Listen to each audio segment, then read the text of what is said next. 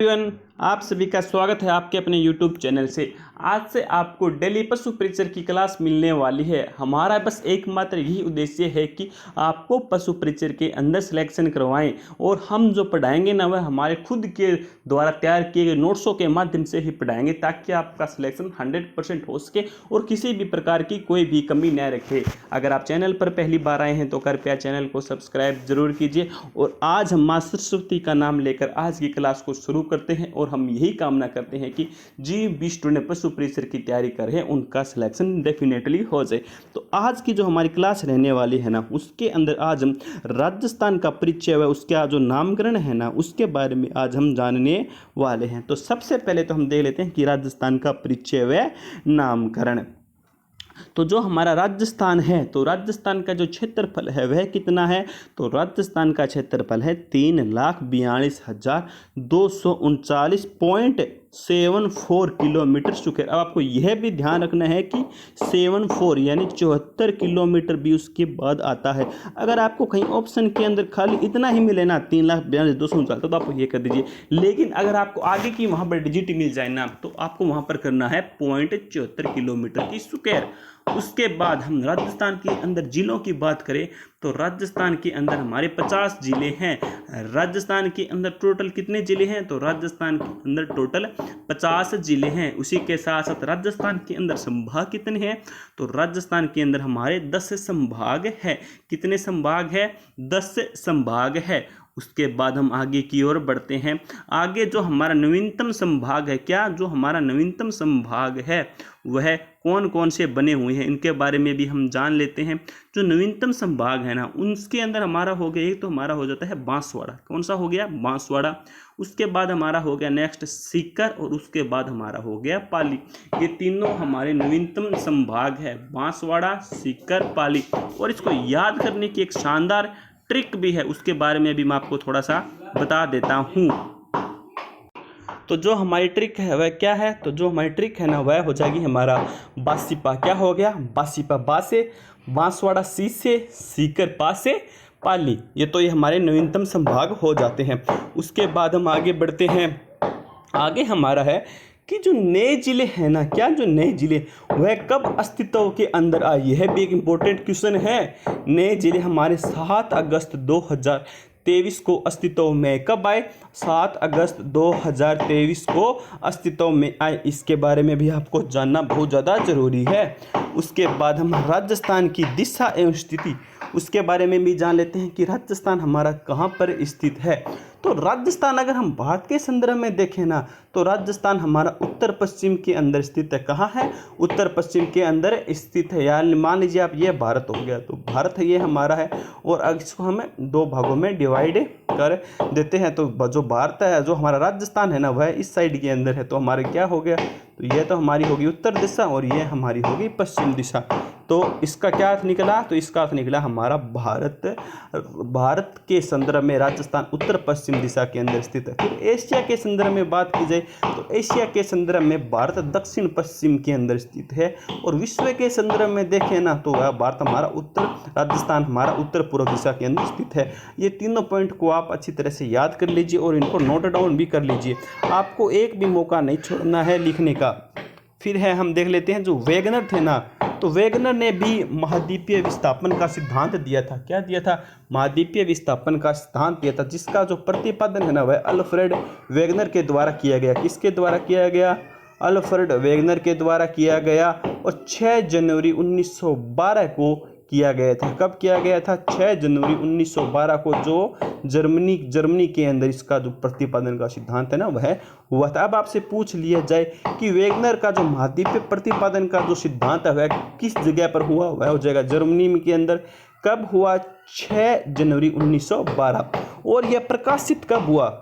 यह प्रकाशित हुआ था 1915 के अंदर। कब हुआ था? 1915 के अंदर। किसके अंदर? The origin of candidates and oceans में कहाँ पर प्रकाशित हुआ था? The original of candidates and oceans के अंदर यह प्रकाशित हुआ था। इस बात को भी आपका ध्यान रखना है। उसके बाद हम आगे बढ़ते हैं। आगे हम नामकरण भी देख लेते हैं। जो हमारा राजस्थान का जो नामकरण है ना उसके बारे में हम जान लेते हैं। तो राजस्थान को ब्रह्मवर्त के नाम से भी जाना जाता है। किस नाम से? ब्रह्मवर्त। ब्रह्मवर्त इसको वेदों के अंदर कहा गया था। कहाँ पर कहा गया था? वेदों के अंदर। वेदों के अंदर जो राजस्थान का नाम मिलता है वह ब्रह्मवेद मिलता है। और वेदों के अंदर कौन सा वेद? जो ऋग्वेद है ना, ऋग्वेद के अंदर इसका नाम मिलता है।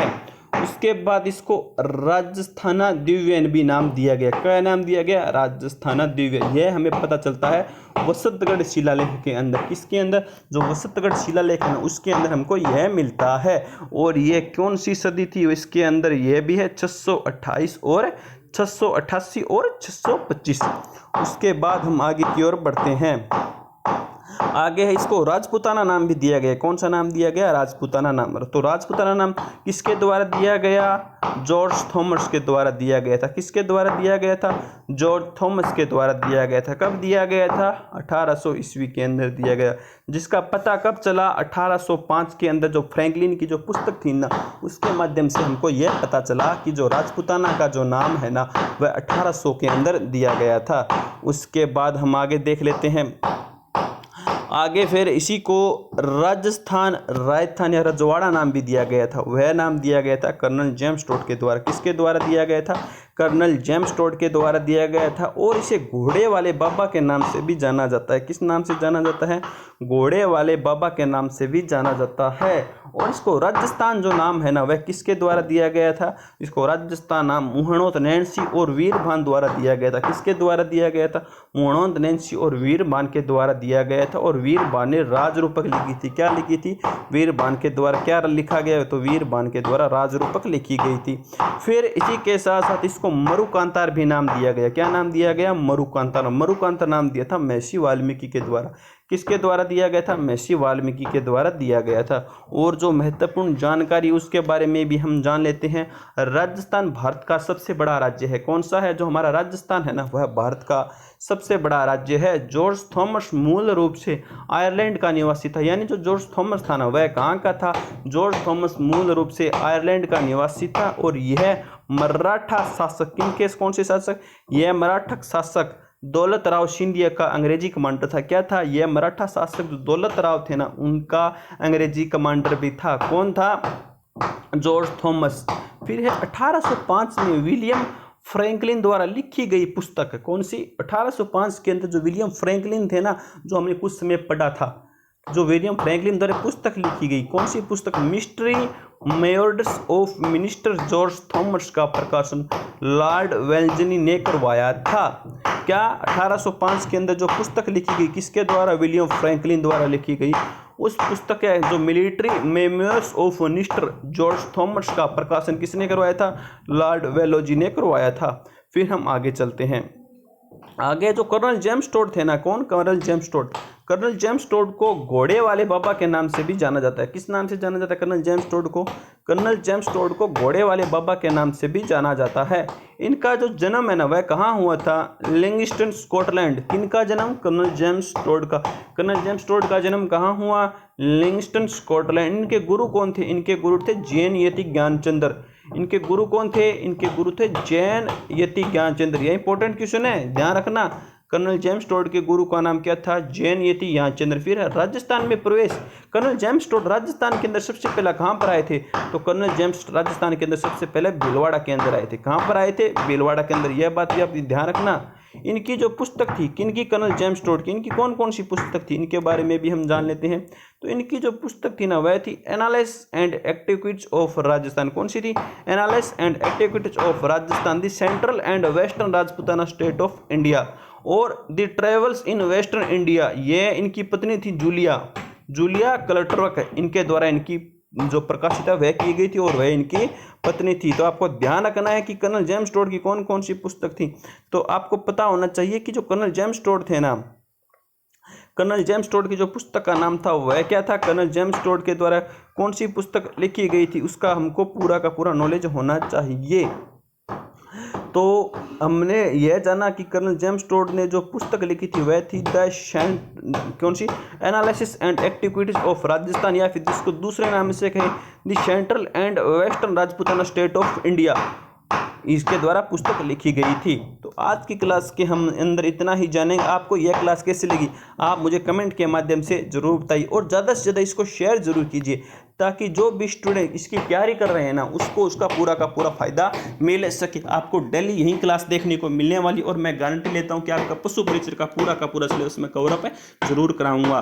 तो आज की वीडियो को हम यहीं पर समाप्त करते हैं। जय हिंद, जय भारत।